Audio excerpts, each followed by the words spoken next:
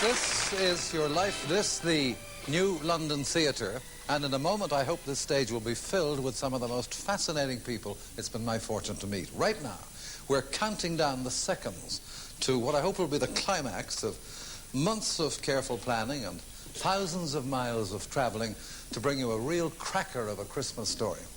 A story about someone who has been, not without justification, described as the most famous man on earth. Someone whose story has reached a milestone quite recently, a historic milestone, which is why he believes he's coming to a television studio to give an interview about it.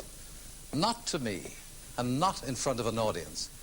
But whatever happens next, I promise you it's the most unpredictable Christmas I remember.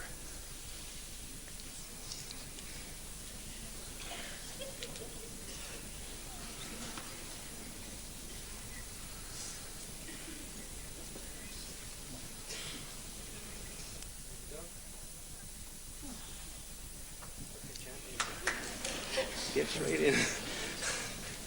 Hello, champ, and a very special welcome to your second favorite city of London. For what I can say is a three-time champion of the world, tonight's Mohammad Ali. This is your life. Go on. Come on down the stage. Just go on to the man. We've got some lovely surprises for you. Very promising. Really enjoyed it.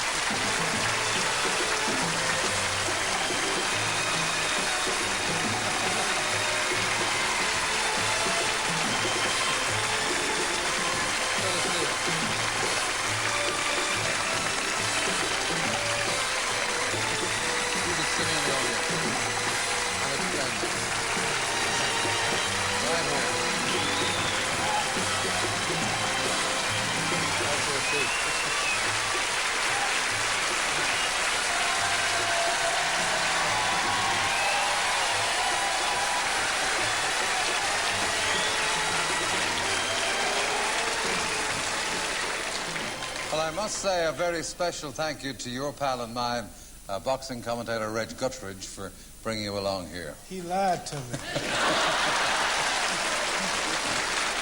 I want to say one thing.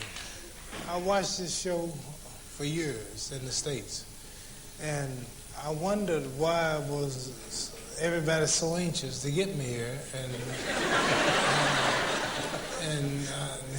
this is terrible. This is the right time to get you.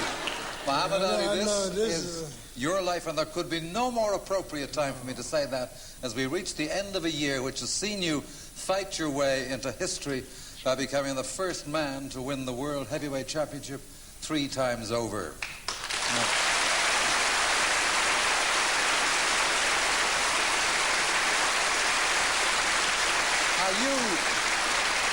You have fought in a total of 59 professional matches the world over, but for our next surprise, Mohammed, I want to remind you of a match which showed you a very uncharacteristic side. Well, I didn't know at the time, but later you told me you were scared of me. Of course, your wife, Veronica.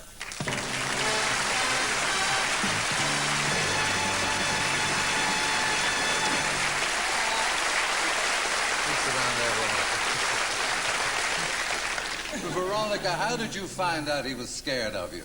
Well, we met when he was in Salt Lake City doing an exhibition, and when I met him, he didn't say anything, and usually he grabs and hugs people like he still does now. But later when I got to know him, he told me that that's why he wouldn't say anything, because he was afraid.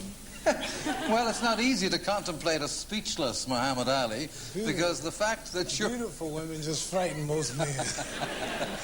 The fact that you're as mercurial with your words as you are with your fists has made you one of the world's greatest box office stars. And if you look at that screen, we're going over 5,500 miles now to a city you know well, the bright lights of Las Vegas, where no star is shining quite so brightly as the one about to speak to you now, from his dressing room at the world-famous Caesar's Palace.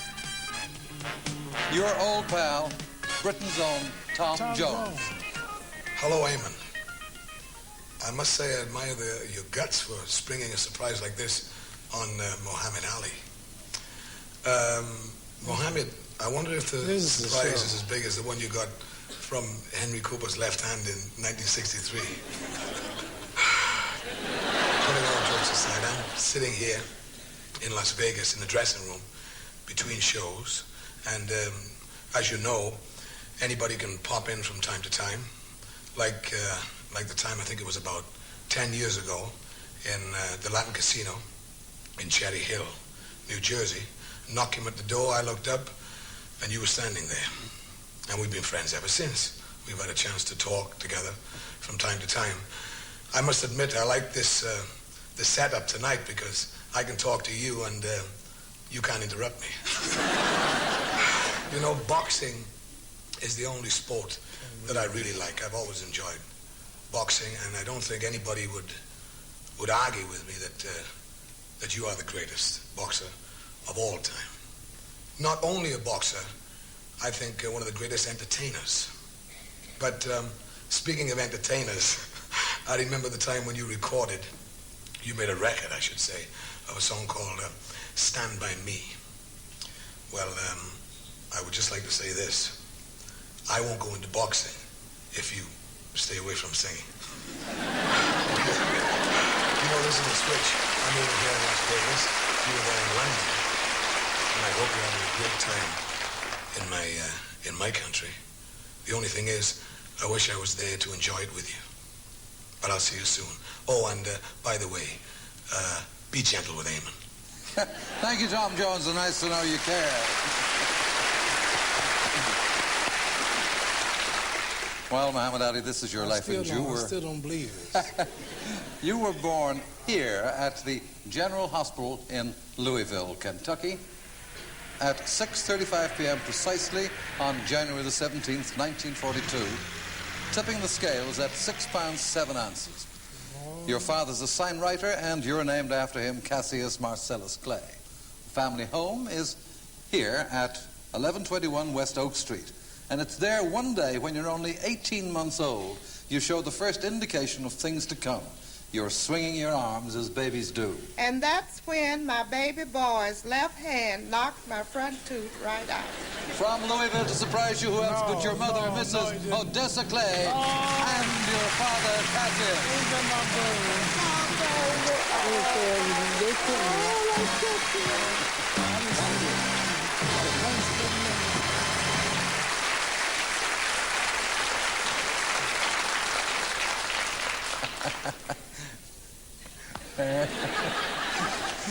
Odessa, how did you come? When did you get here?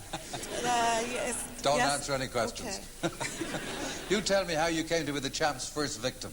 Well, Ollie was always a large baby, and when he was a few months old, he looked like a miniature boxer. And when he was 18 months old, he was very strong and had big muscular arms. So one day he was swinging his arms like babies will do. I wasn't looking, and he hit me in the mouth and knocked a tooth out. And later I had to go to a dentist because it had loosened my other tooth. Cassius, I know his nickname for you is Cash, but what does he call his mother? Bird. Bird. Odessa, where does he get the bird from? Well, Ollie, Him. Ollie used to always tell me, say, you have a small nose, just like a bird. So they call me. Well, today, Mohammed, you must be one of the most photographed men in the world. But thanks to your mother, we can show a rare picture of the future world champ, aged just 2.5. Sitting next to your baby brother, who's 18 months younger. And looking at that picture, you can recognize that we have beautiful parents. We've flown him from his home in Chicago, your brother Mohammad Ali.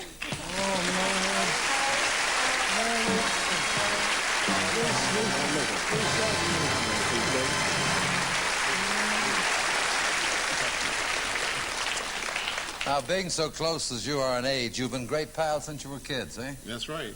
We always have did things together in life, and Muhammad always predicted from a small boy that he would be the world's heavyweight champion. And I want to exclusively bring that out because he always told the kids in the neighborhood, I'm going to be champ of the world, I'm going to do this, I'm going to do that. but few of them laughed at Muhammad, but he always had the strong mind, the determination to stick by his words. And he did it. Tell us about hide and seek before you sit down. In front of the world, I love him with all my heart. He's beautiful people. All right, thank you, Robin.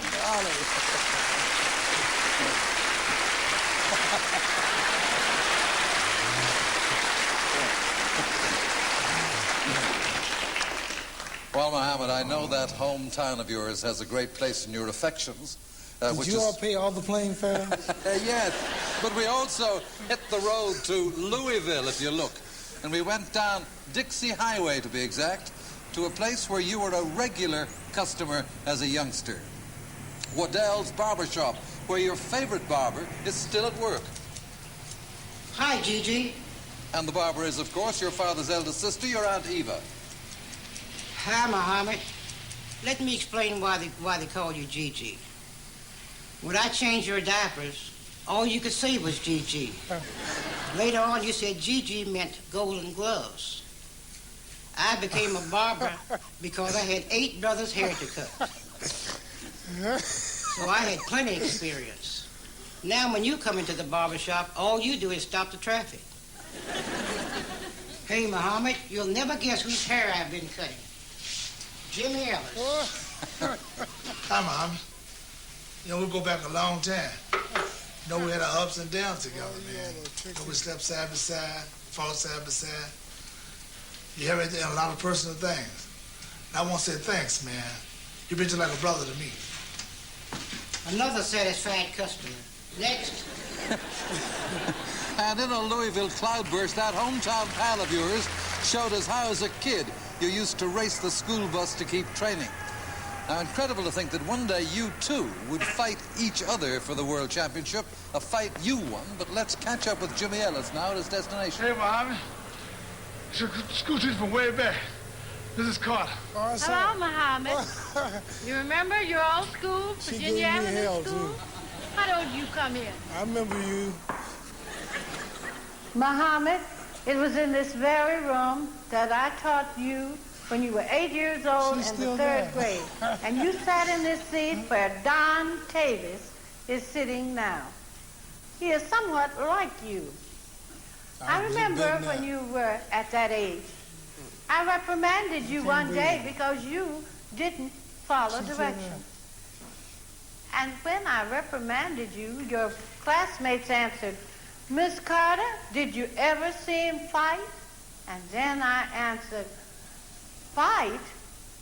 Who has ever done anything with fighting? But now I laugh about that because since I've left the classroom, I've directed the YWCA, and I sent for you to make a speech. You not only made the speech, you brought me $10,000 for the drive and wrote the check right there. Now many boys and girls are happy because of the $10,000 that you gave. So fighting did do something for you. Muhammad, the kids have a message for you.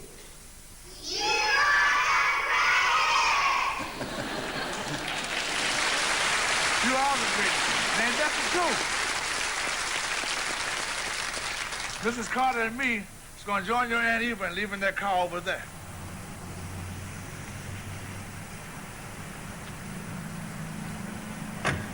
And boy, are you in for a shock. From Louisville Airport, they flew right here to London. Your Aunt Eva,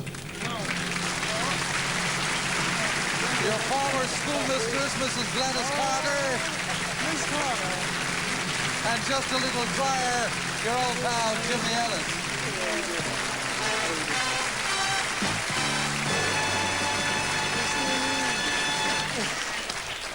Aunt Eva, did you bring your scissors? Sure. And it looks like he needs a haircut right now. I can't believe this. Well, now, Mohammed, as we've just seen, when it rains in Louisville, it pulls no punches. I didn't know you all could lie so much. Come on. Well, it was on a rainy day your boxing career started. You were 12 years old, and Cash, you just bought him a new bicycle, didn't you, for Christmas? That's right. A red bike with chrome finish on white wall tires. He had got on it starting at home, and it had begun to rain. So he headed for the local bazaar, where they were. Just don't talk too long, because I got time to on the show. I got my talk from him. See if he can start. I want to hear about this. It was being held indoor at Columbia Auditorium, where he had found some free don't go too long, candy and popcorn. Long show. Okay, so you look for your free candy and popcorn, and you park your gleaming new bicycle at the door of the auditorium. But when the popcorn and the candy are finished, Mohammed, it's time to go That's home. why my talk has started, so I know it. What happened when you go to collect that bike, the pride of your young life? Where was your bike? I couldn't find it. You couldn't find it, that's right. It was stolen. You don't have my bike here. No.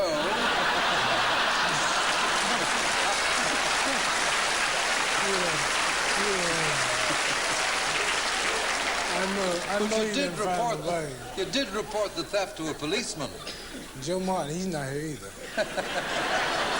Well, I know that you when you tell that policeman what you're going to do to whoever stole that treasured Christmas gift from your father. You said I'm going to whip him. And I said before that, you better learn to fight. Oh, that's a Yes, tape. that same policeman That's from a tape. 24 years He's ago. not Now retired Louisville police officer, Joe Martin. And also from Louisville, your great friend and boyhood trainer, Fred Stoner. Man. Well, now, Joe, he'd come to the right man to complain about his bike, because in your spare time, you ran a boxing gym in those days. That's true. And he was very enthused about boxing at that time. And I had a show on television every week, Amateur Boxing, Tomorrow's Champions. And it wasn't but a short time I put him on that show, and that was his first boxing match, was on television. In Louisville, Tell you something funny. There you are, Mohammed. I have a picture of you. What? That's when you made you stepped in front of the cameras for the first time. What were you going to tell me? Why'd you show that picture? No, he had a boxing show, and he was a trainer too. It was in those days, the integration hadn't taken place, and black people didn't quite have the opportunity they got now. So he had the championship show, and he trained fighters more physically than he did. And I would always train at 6 o'clock at his gym and sneak to his gym at 8 o'clock to really learn more about boxing. And then, because in the Golden Gloves, a lot of his boys would beat his boys, and I thought he was the better trainer, so I would sneak down and learn how to do it. He taught me the jabs, he taught me hooks, and both of them together made me who I am today. Fred, tell me. So since you surprised me, I must tell you the surprise. I never told you this, but I always sneaked to his gym. See, because he had the complexion and the connection to get the protection. Fred Stoner, if he let you get a word in edgeways, will you tell me why is it you think the champ here has managed to keep his boyhood good looks? Well, in the early parts of his training, we concentrated on teaching him how to not stand still and be hit, to keep moving in and out and to right and left. And, well, look at him. It's paid off. And he's still a thrill.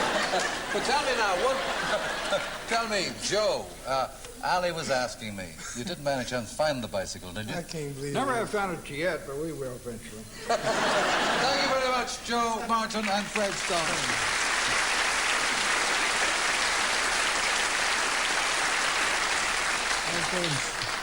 This is a show. Well, as Joe Martin has told us, your first ever match in a boxing ring was on that television show, Tomorrow's Champions, and we set out to find the first person in the world who came out fighting at that first bell against the future world champion. Today he works on the production line here at the Ford plant just outside Louisville. And of all the millions of words written and spoken about your opponents, we were amazed to find no one had ever before asked your very first opponent his memory of that day 24 years ago, but he recalls it now. As you said, you remembered his name, Ronnie O'Keefe. Hello, Mohammed. Is that him? Remember that day I first stepped in the ring with you? It was your first fight. It was my first fight. And also happened to be my last fight. You were 12 years old. You weighed 88 pounds. I was 14, and I weighed 1 pound less. We went 3 rounds. You won by a split decision. But I like to tell my co-workers here, that makes me better than Norton or Foreman and all the rest. You put them to sleep. It'll walk me up to the fact that in the fight game, I'd never be in the same league with you. But I have no regrets. I just figure I'm a better lover than a fighter. Everybody's gone here, so I think I'd do the same. See you, champ. And see we will, to shake your hand again for the first time in 24 years. No. We've flown him tonight. He's here. Ronnie O'Keefe. Oh, man.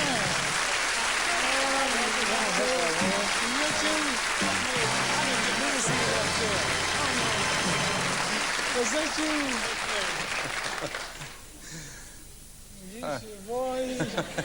Boy, time fly. We done got old.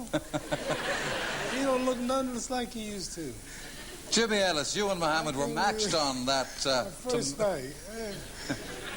tomorrow's Champions program. I don't know if Mohammed remembers it, but you do. First fight. That made you famous too, didn't it? You the first man that fought Muhammad Ali. Ain't that something? Okay, what's your... Thank you, sir.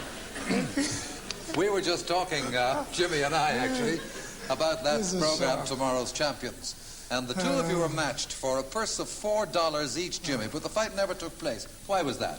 Oh, because at that time, I didn't weigh enough. And so he came over to me and said, man, we just lost $4 because you're too skinny. I said, no, we just lost $4 because you're too fat. Well done. Well, constant training and sheer determination to be the best put you high in the amateur championships as a teenager, winning 6 Kentucky Golden Gloves championships and 2 National Golden Gloves finals. And one day, nearly 20 years ago, you read in the newspapers that one of America's top fight trainers is visiting Louisville.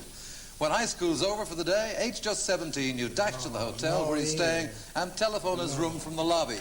And you said, I got to talk to you on account of going to be the next heavyweight champion of the world. Today, his name's inseparable from yours, that legendary figure of the fight game, your trainer and great friend. We've flown him from Miami, Angelo Dundee. How you doing?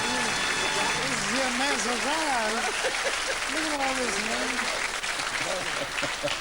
man. Angelo, what did you do when you got that call? Well, I'll tell you, he came on like gangbusters. Can I tell you just what I said? Yeah, well, he said, my name is Cassius Marcellus Clay Jr. I'm the Golden Glove champion of Louisville, Kentucky. I won the Pan American Games. I'm going to be Olympic champion. I'm Purdy, and I want to talk to you. All times, right? Right? So he come up, and what else could I do? The TV program stunk, so he came up, and I started talking to him. But I'll tell you, it's been a great feeling to be with this guy, because it's a misconception of Muhammad. Everybody says, my God, he must be tough to get along with. Easiest fighter I ever trained. Never had a problem. We never had one argument. It's dynamite. And it's been this way from the beginning. And let me tell you something. It's a great, great feeling to be involved with a living legend like you, Muhammad. And I mean that sincerely, because you are the greatest. Also, one thing else. Every time a fighter would come up in the gymnasium, you would bust down that room door. You'd bust it down 12 times to try to psych out a guy. Do me a favor, buy me a door for Christmas. Thank you, Angelo Dundee.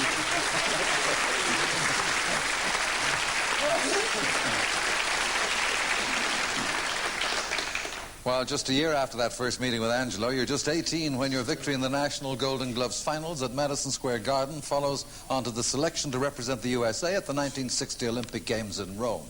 But Joe Martin, what's this we hear about him getting scared? He was very scared of airplanes. He and I had kind of a wild ride in one of them, and he told me that he wasn't going to Rome unless I could get him on a boat. And I said, there's no way. You're going to have to fly. So he and I went out to Central Park and sat on the bench for about 2 hours and talked to him about it, and I was convinced that he would be Olympic champion. And I also told him, I said, I think you can be world champion sometime, but you've got to go through the Olympics. You've got to have that exposure. Well, he did, and your international boxing career takes off on August 1960 when you step in the ring for the final battle for the gold medal. Your opponent is Poland's Zbigniew Pietczykowski. He didn't go to Poland. And I was lucky enough to be the commentator. Oh, well, what a boxer this Clay is.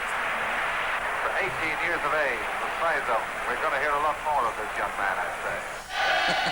Well, I reckon I've made worse predictions, in fact. The world hasn't stopped hearing about you ever since that Olympic victory, which significantly affected the rest of your life. No. Well, it's 18 years ago, isn't it? He's not here. Have you ever seen him since? You didn't go to Poland, no. Have you ever seen him since? No, you can get these I'll tell you what he's doing.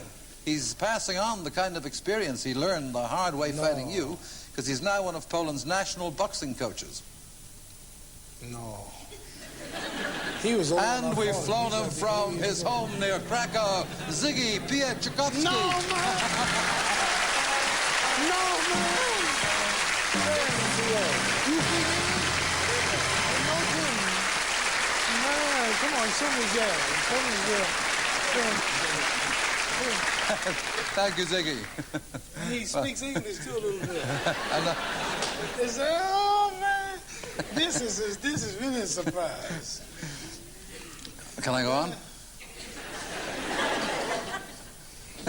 Well, back home in Louisville, a group of businessmen get together to sponsor you as a professional fighter, and with some of the proceeds of that deal, you buy yourself your first car, a glistening Cadillac. And one day, soon after your triumphant return from Rome, you're to visit a local children's hospital in Louisville with another Olympic gold medalist who flies in from Nashville. And proudly you drive your new car to collect the visitor. But what I'll never forget is the great big sign he hung around the car. To this day, a great family friend. She won 3 gold medals as a sprinter in Rome. We've flown her from Nashville, Wilma Rudolph. Oh, this is a show.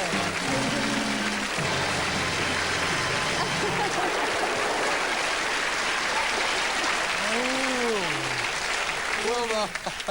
Ain't she pretty? Look at Wilma. Wilma, what was that huge sign he'd hung around his Cadillac? Well, the huge sign was Olympic champions.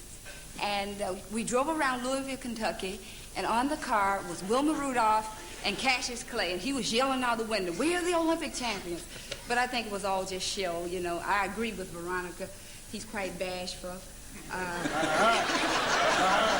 How do you know? Did you know him well since, and what else he does besides his sporting game? After he's been at the top for so long, I would really like to commend you for all the wonderful work you've done with underprivileged children. And I have worked with you, and I'd like to say to you, thank you. Thank you, Wilma Rudolph.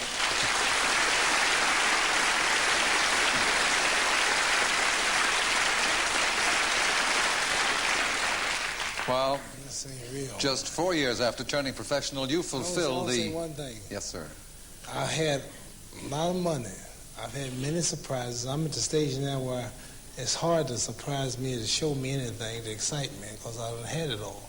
I feel like a little bitty boy now, just getting a new toy for Christmas.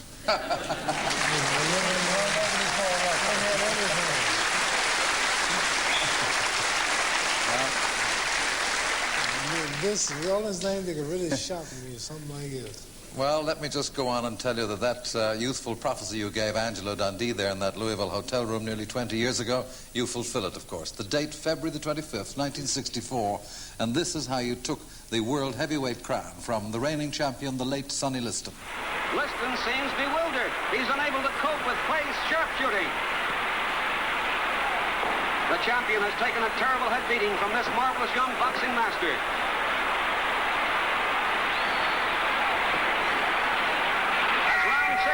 Liston moves very wearily to his corner.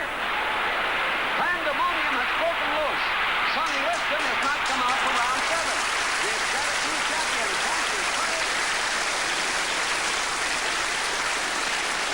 Well, Mohammad, that inimitable style of yours has challenged the descriptive talents of writers and commentators the world over. But a phrase you'll always be remembered by came from an unexpected source. I still say it to this day, champ.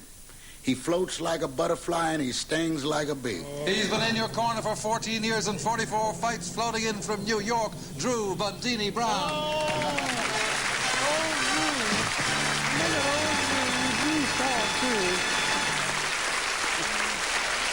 You bought it.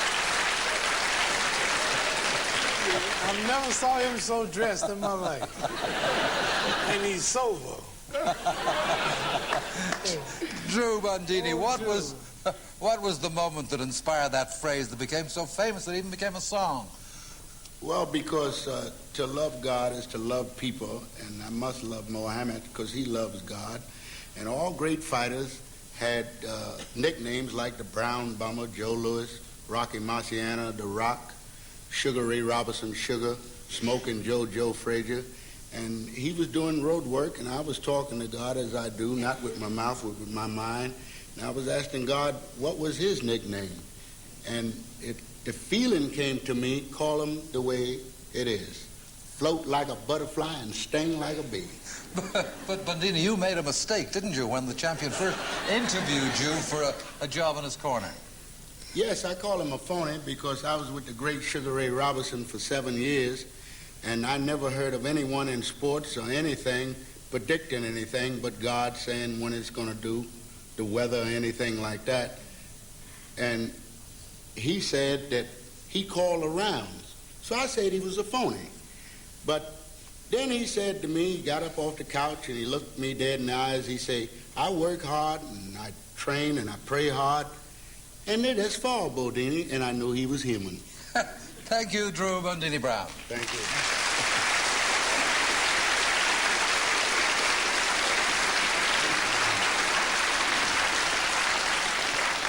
Well, Mohammad, you've a lot of tactical secrets for inside the ring, but outside the ring, we didn't know you had a secret call sign. It goes like this. He was best man at your wedding. You were best man at his. We flew him from Las Vegas, Hollywood photographer Howard Bingham.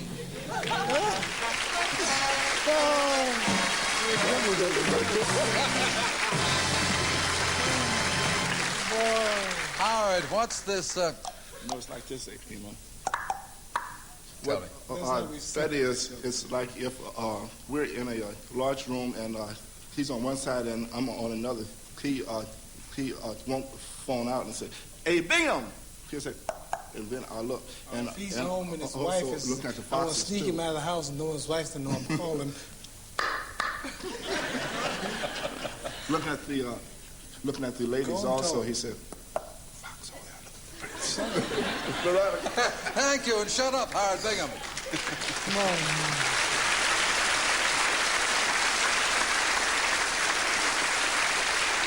Well, in 1966, you travelled to London to defend your world championship against the reigning British and European champion, who'd given you something to remember him by in your first meeting in 1963, as Tom Jones mentioned earlier. Now you meet again at Highbury, London, 3 years later on May the 21st. And there was no chance of his missing this rematch tonight. Britain's own former champion, Henry Cooper. No.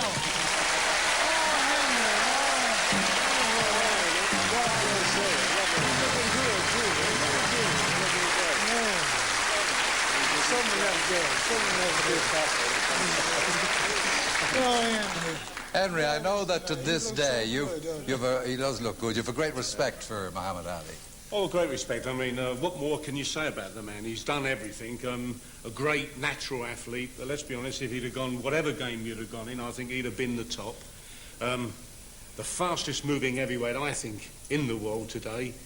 Ever likely to be in the future. He was grease lightning on two legs. I had all my work cut out trying to keep up with him and trying to land a punch on him, but a great guy. You landed one, too. One of the greatest. The greatest. You hit me so hard. I never told you this. Well, I'm retired and he retired. Oh. You hit me so hard, you jarred my kinfolks in Africa.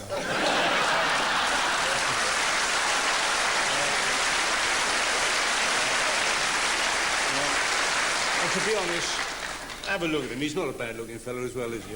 Can't be bad. You don't look so bad yourself. Thank you, Henry Cooper.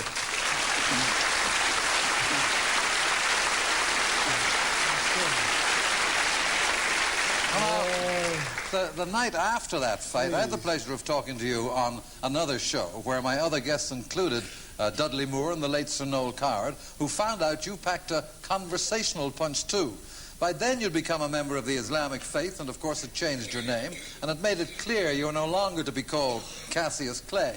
Then this happened. Let's have a word about the fight last night, Cassius. Muhammad. Muhammad, I'm sorry. I didn't do that to you. Is that me? That's you. We both. I'm glad he smiled when he said that. You know my name, boy. Don't worry, I got on here, boy.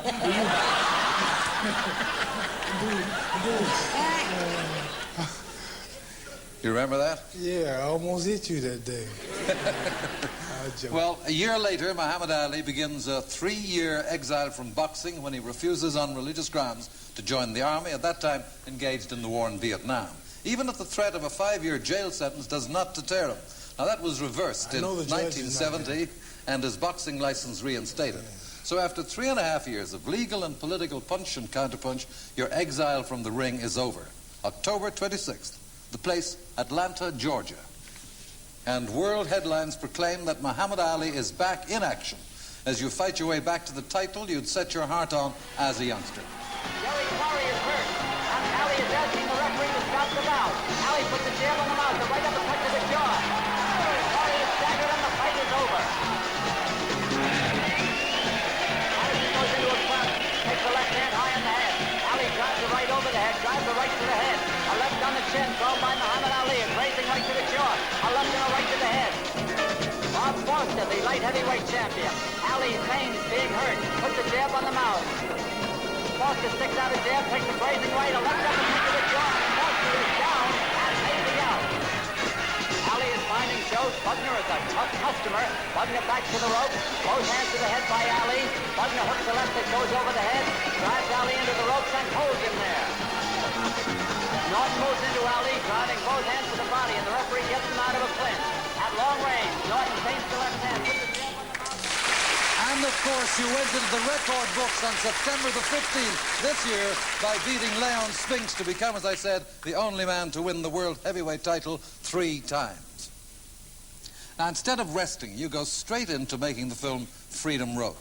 Muhammad Ali, actor, playing the part of a former slave who becomes America's first black senator. But on the subject of acting, if you look at that screen, an international film star friend of yours recalls a film you made with him in 1962, Requiem for a Heavyweight, and remembers stepping into the ring with you for a fight sequence in that film. From Hollywood now, Anthony Quinn. Young man, I want to say that to me, you're one of the greatest athletes that's ever lived. But now I understand that you're coming into my field. Now, I want to warn you, and you be careful. Last time you knocked me out in 8 rounds. This time, I'm going to go the full 15 with you, okay? I wish I were there with you tonight. You deserve everything and all the kudos that are thrown at you. You're one of the greatest, really. Thank you, Anthony Quinn.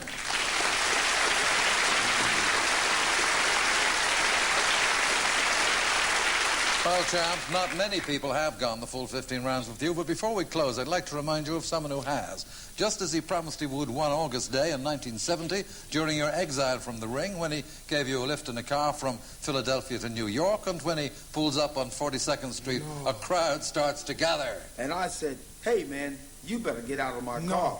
Because not Joe people Frazier. might think you and I are good pals. You've described him as the fighter you most admire, your old adversary. We've flown him from Philadelphia. Not Joe Frazier. Smoking Joe Frazier.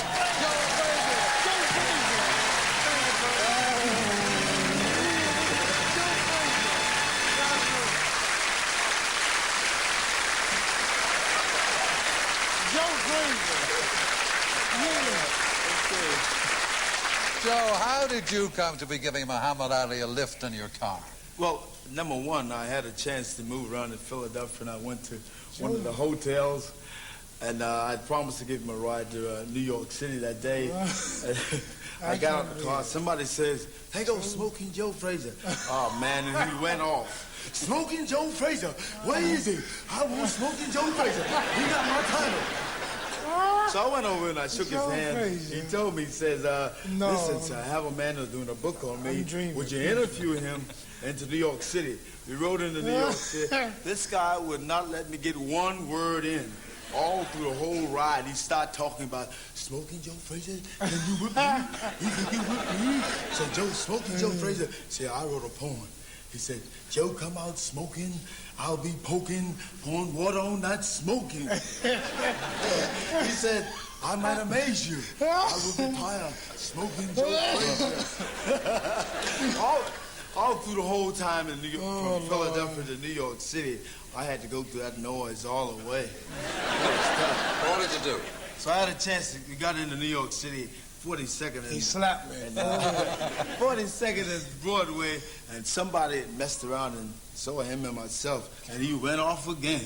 Smoking Joe Frazier, ladies and gentlemen, Smoking Joe Frazier, the man who got my title. I won my title. I was in the car. Oh, Lord. I said, look, I ought to whoop this sucker right now. So after a while, he got back in the car and kind of cooled down some. I said, hey, man, cool it off. You know what I mean? So he said, a song. Start singing. He started singing.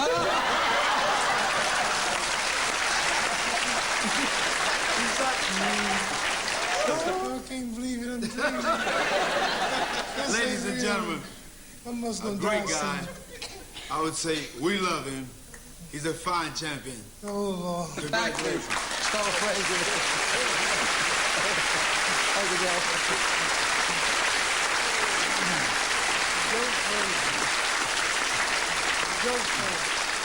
I'll say one thing.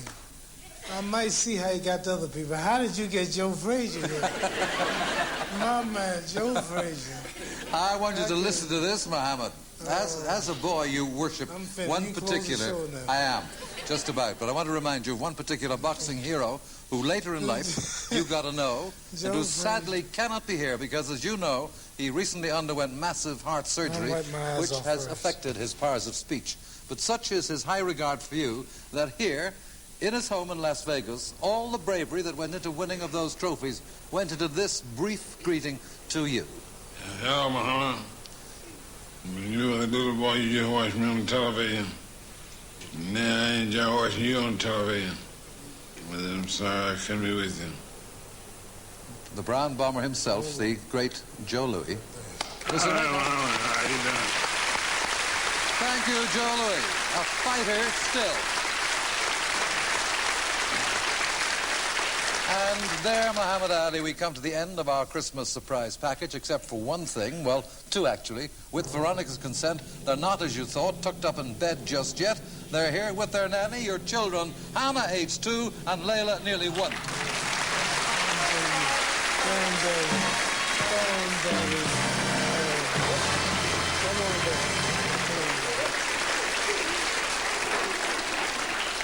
Well, to the greatest, I know they're the greatest. Mohammad Ali, 3 times heavyweight champion of the world. This is your life. Thank you.